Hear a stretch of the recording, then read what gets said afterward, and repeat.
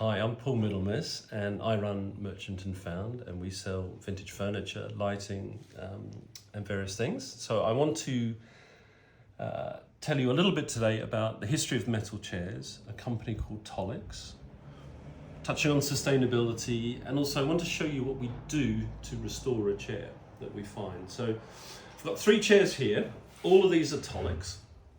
This is a 1950s one. This is the very famous A chair.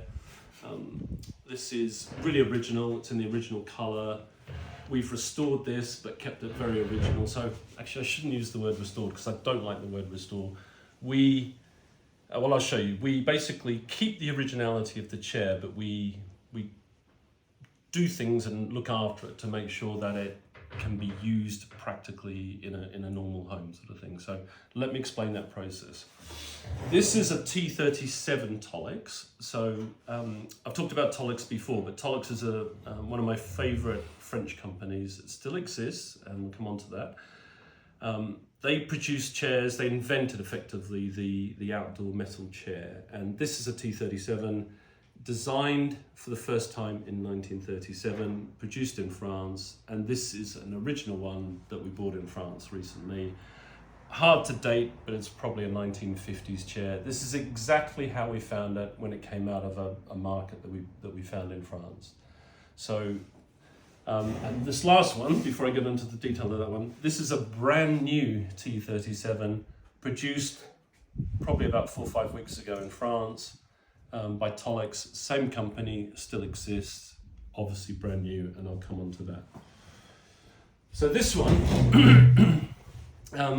in terms of sustainability, what I love is 2 things. One is I love the fact that Tubular still produces, so there's this amazing history which I just love, because they're still producing the same chair. They've made it slightly different shape because people's body shapes and sizes have changed. You can see the height slightly different, but it's basically the same chair, slightly tweaked from 1937.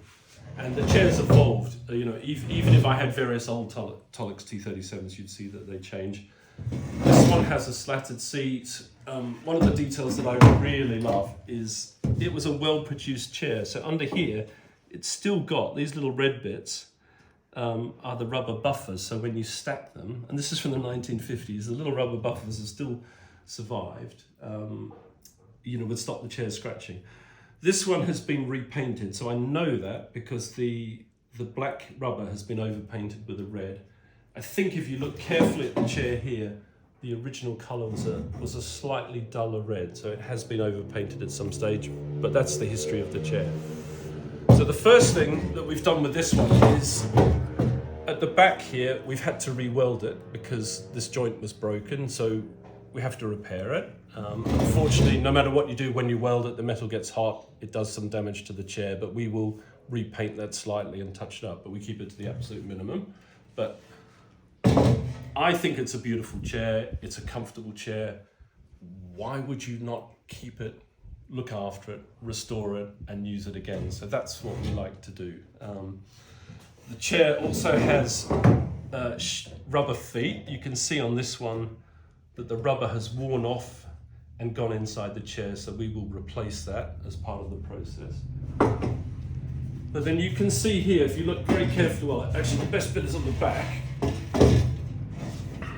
Even though it's from the 1950s, you can see the original slightly orangey paint here. You can see the rust that's happened around here. The feet have actually survived really well, so they're not too rusty, which is great. And you can see on the seat of the chair, you can see the rust marks here. We haven't cleaned it. You can literally see all the detail of where it was. The slats, obviously this is a slatted T37, are hand riveted on. That's the original, all the original slats that we will look after. And what I'm going to do is I'm going to give that to Kevin, who's in our workshop. He's going to clean it up, and I'll bring it back to you in a few minutes to show you how it will look after we've just given it a half an hour, an hour's worth of love to make it good again. He won't paint the weld, but he will do all the rest. And then this is the brand new chair. Sometimes they will label, this one, as I say, is only about a month old. So now, to show that it's an original Tubular, they brand it with a Tubular label. Some of these chairs you'll see they've been copied and reproduced and badly made. You can tell a genuine chair, it's proper steel, and Tolix were the people that invented outdoor chairs. So it's got beautiful feet on it. It's been hand welded in France. You can see here that it's got the similar, but they've come up with a slightly different concept for the rubber buffers so that when you stack them, it's not going to scratch. You'll find all the copies of various modern things don't do that. And just the weight and the quality of the chair is incredible. Powder coated in a really good way. This chair will last for another 50, 100 years because it's been beautifully made in France, and it's that craftsmanship. Yes, you pay a little bit more for it, worth every penny because it will last forever. And that's, in my view, yes, it costs a little bit more, but it's a sustainability argument because it will last. So I think it's a better way to buy.